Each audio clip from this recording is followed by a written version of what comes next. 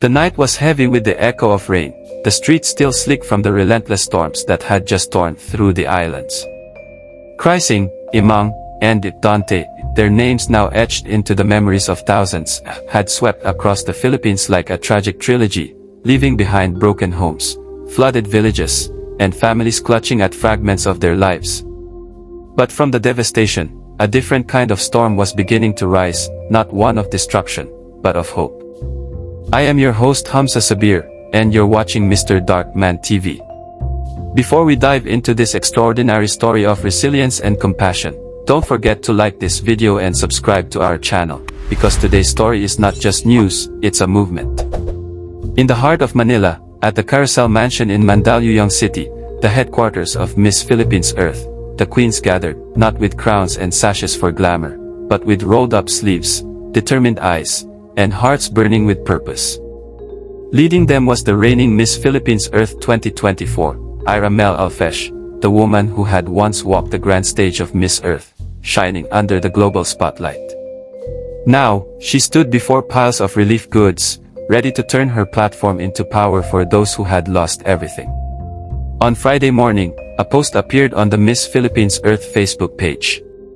It wasn't a glossy pageant photo or a promotional campaign for the next coronation. It was a plea. Our country is hurting, the caption read. Families are displaced. Children are hungry. Together, we can help.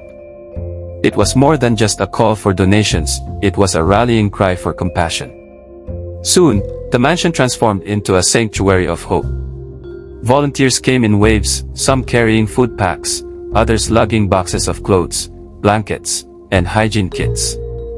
The air was filled with the rustle of packing tape, the scent of rice sacks being tied, and the soft hum of whispered prayers.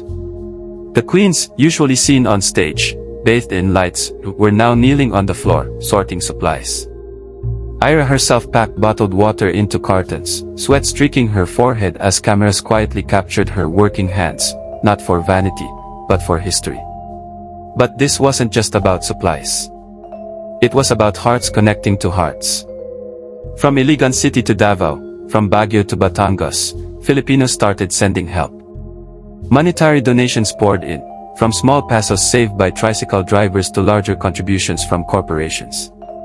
There was an unspoken understanding, this was not just a disaster relief drive, this was a testament to what beauty queens were always meant to be, leaders for humanity. For years, Carousel Productions, the powerhouse behind Miss Philippines Earth, had envisioned beauty queens as beauties for a cause. It wasn't just a tagline, it was a promise. And now, that promise stood tall amid storm-wrecked lives. Alongside Irha were her elemental queens, Feliz Clarion Thea Recents, Miss Philippines Air, Samantha Dana Bagoes, Miss Philippines Water, Kia Libiano, Miss Philippines Fire, and Irha Patricia Malaluan, Miss Philippines Ecotourism. Together, they were no longer just title holders, they were commanders of compassion, an army of empathy. As the relief operations gained momentum, the media began to take notice. News outlets broadcast images of the queens distributing food packs in evacuation centers. A young boy, barefoot and clutching a donated blanket, whispered "Salamata" as Irha bent down to hug him. That moment went viral, not because it was staged, but because it was real. Meanwhile, across the pageant world, the movement rippled outward. Miss Universe Philippines, MUPH, led by its newly crowned Queen Atisa Manalo, joined the mission. They urged their millions of followers to donate, share, and spread awareness. Organizations like Caritas Manila, Love Yourself, and Save the Children aligned with the cause. Suddenly, what began as one pageant's initiative became a national crusade of beauty and benevolence. The donations didn't just fill trucks, they filled hearts with hope. Evacuees in makeshift shelters in Cavite and Quezon received warm meals and blankets, their weary faces softening into smiles. Farmers whose fields had been drowned by the habitat found themselves holding sacks of rice, not as recipients of charity, but as partners in recovery. Yet the story of this donation drive isn't just about logistics, it's about legacy. Miss Philippines Earth has always been about more than crowns, it has been about planting trees, writing books, creating eco-projects, and inspiring sustainable living. Since its birth in 2001, it has carried a mission to protect the earth and uplift its people. Now, on the silver anniversary of Miss Philippines Earth, its queens were proving that this mission wasn't confined to stages and speeches, it lived in action, in muddy evacuation centers, in the tired hands of volunteers tying food bags until midnight. And even as relief trucks rolled out of Carousel Mansion, preparations for the next grand coronation night on August 10, 2025, at Okada, Manila continued. But this year, the crown gleamed differently. It wasn't just a prize, it was a torch, one that symbolized not just beauty, but the power to change lives.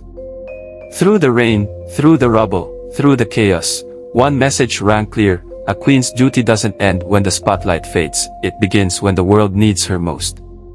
Thank you for watching this powerful story of resilience and compassion. I'm your host Humza Sabir, and you've been watching Mr. Darkman TV. If this story moved you, if it inspired you, then don't just watch, act. Like, share, and subscribe, because together, we can keep telling stories that ignite hope, stories that remind us that even in the darkest storm, humanity always finds its light.